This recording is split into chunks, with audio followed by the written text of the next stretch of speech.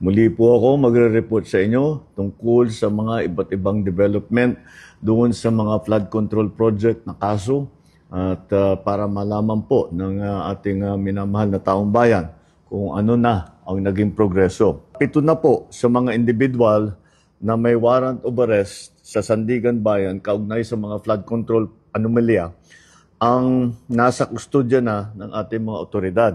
Isa naman sa kanila na inaresto ng NBI at 6 naman ay voluntaryong sumuko sa CIDG.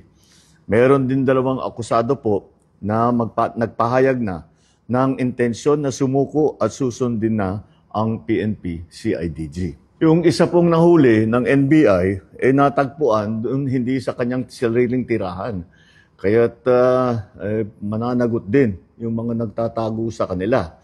At kaya't sinasabi natin, yung mga may balak na tulungan itong mga ito, ay ang pinakamalaking tulong na ibigay ninyo sa kanila ay mag-surrender na sila at para makasagot na sila dito sa mga aligasyon na hinaharap nila. Wala pong mga special treatment itong mga ito. Mananatili sila sa kustodya ng NBI habang inaantay ang utos ng korte. Muli, sa 3 warrant at 16 na pangalan, 7 na ang hawak ng ating otoridad.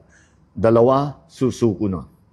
7 ang mananatiling at large at kasama na dyan si Saldico. Sa lahat ng natitirang akusado, ang aking payo sa inyo ay sumuko na kayo. Huwag nyo nang antayin na habul-habulin pa kayo. Mas maganda para sa sitwasyon ninyo na sumuko na kayo para maganda ang inyong pagsagot sa mga aligasyon na dinala kontra sa inyo. Sa mga nagtatangkang tumulong sa pagtatago, tandaan ninyo na kahit papaano, mananagot din kayo kung kayo ay nagtatago ng isang fugitive from justice.